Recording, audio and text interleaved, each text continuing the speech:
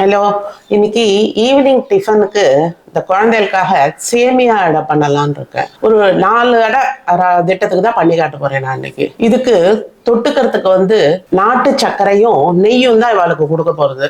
இவளுக்கு அதான் பிடிக்கிறது. உங்களுக்கு வேணும்னா நீங்க சட்னி சாம்பார் எது விருப்பமோ அதை தொட்டுட்டு சாப்பிடலாம். இப்போ அதுக்கு தேவை சொல்றேன். இப்போ இந்த 160 ml கப்பால 1 கப்பு சேமியா எடுத்து வச்சுருக்கேன். இங்க பாருங்க, இந்த சேமியா அணில் சேமியா தான். ஆக்சுவலா 1 கப் எடுத்து வச்சுருக்கேன்னா அதுக்கு கொஞ்சம் பைண்டிங் ஏஜென்ட் வேணும் இல்லையோ, அதனால அதுக்கு அரிசி மாவு அதுக்கு தகுந்த மாதிரி போட்டுப்பேன். கொஞ்சம் ஜலம் கட்டி தயிரா அதே மெஷர்மெண்ட் கப்ல 1 எடுத்து வச்சிருக்கேன். கொஞ்சம் புளிச்சிருந்தா நல்லா இருக்கும். தேவையான அளவு உப்பு, கொஞ்சம் மஞ்சப்பொடி, கட்டை மிளகா அப்படி கொஞ்சம், இதான் காரத்துக்கு. அப்புறம் ஒரு வெங்காயம், ஒரு பச்சை மிளகாய், கருவேப்பிலை, கொத்தமல்லி. இதை வாக்குறதுக்கு எண்ணெய், அவ்வளவுதான் இதுக்கு தேவையான சாமான்கள். கொஞ்சம் பெருங்காயம்.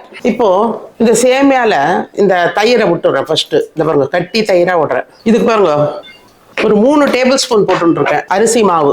உப்பு ஒரு 1/2 ஸ்பூன். இந்த சிகப்பு மிளகா அப்படிதான் போடணும். அதுக்கு கட்டை மிளகா அப்படி நல்லா இருக்கும் வாசனையா. பெருங்காயம் கொஞ்சோண்டு. வெங்காயம் போடுறதால மட்டா போட்டுக்கலாம், நிறைய வேணும்னு அவசியம் இல்லை. ஒரு 1/4 ஸ்பூன் மஞ்சப்பொடி. இப்போ இதை கலந்துருவோம்.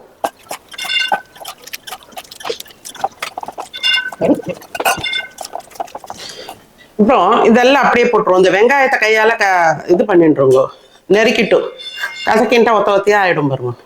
கருவேப்பிலை, கொத்தமல்லி, பச்சை மிளகாய் எல்லாம் போட்டுவிட்டேன். கேரட் வேணுனாலும் போட்டுக்கலாம். குழந்தைகளுக்கு பண்ணும்போது கேரட்டு, கோஸு அந்த மாதிரி ஏதாவது துருவிட்டு போடுவோம். அதெல்லாம் அப்போதான் வேகும். குடமிளகா எல்லாம் துருவி போட்டால் நல்லா வேகும்.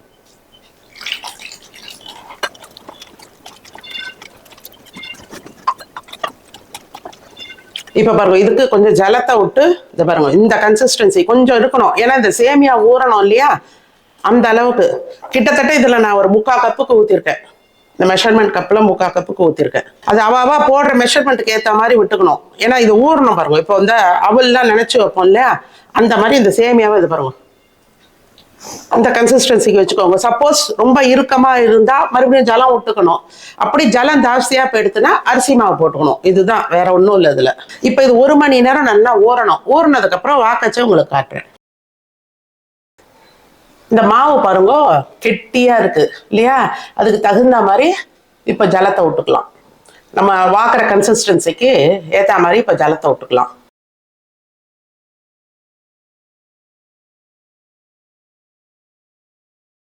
இப்ப பாருங்க,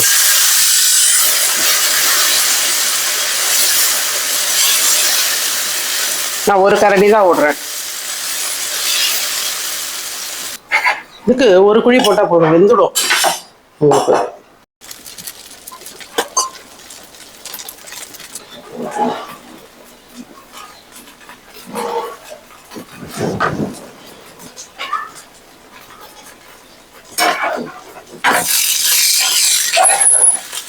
எல்லாம் கொஞ்சம் தண்ணியை தொட்டுட்டு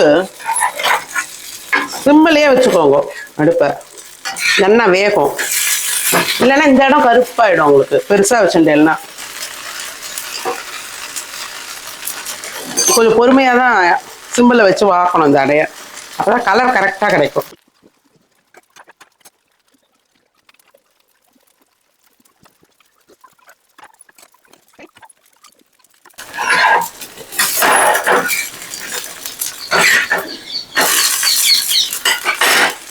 அவ்வளோதான், இதை எடுத்துடுறேன் இந்த அடையை. இந்த சேமியா அடை நல்லா வந்திருக்கு. இதுலயே உப்பு, புளிப்புக்கு மோர், காரம் எல்லாம் இருக்கு. ரொம்ப சூப்பரா இருக்கும் இந்த அடை. குழந்தை எல்லாம் நல்லா விரும்பி சாப்பிடுவா. எல்லாரும் ட்ரை பண்ணி பாருங்க. இது தொட்டுக்கிறதுக்கு சர்க்கரையும் நெய்யை உருக்கி அதில் விட்டு கொடுங்கோ. அப்படி இல்லைன்னாக்க நாட்டு சர்க்கரையும் நெய்யும் கொடுங்கோ. இல்ல வெண்ணெய் பிடிக்கிறவா வெண்ணெய் தொட்டுக்கலாம். இல்ல உங்களுக்கு எது சௌகரியமோ, சாம்பார் சட்னி எது பிடிக்கிறதோ அதை தொட்டு சாப்பிடலாம். அதாவது நீங்க இந்த கன்சிஸ்டன்சி பார்த்துக்கோங்க கரெக்டா. சப்போஸ் ஈஷிண்டு எல்லாம் வந்தா கொஞ்சம் அரிசி மாவு போட்டுக்கணும், அவ்வளவுதான். இப்ப எனக்கு கரெக்டா இருக்கு. நான் போட்டு வாத்தது பாருங்க, நல்லா கிளியர்ல ஒண்ணு கூட. இதுல மொத்தம் ஒரு 5 அடை வரும். எல்லாரும் இதை ட்ரை பண்ணி பார்த்துட்டு எப்படி வந்தது கமெண்ட்ல போடுங்க. என்னோட வீடியோஸ் எல்லாம் பிடிச்சிருந்தா லைக் பண்ணுங்க. ஃப்ரெண்ட்ஸ் அண்ட் ரிலேட்டிவ்ஸ்க்கு ஷேர் பண்ணுங்க. சப்ஸ்கிரைப் பண்ணாதவெல்லாம் சப்ஸ்கிரைப் பண்ணுங்க. தேங்க்யூ.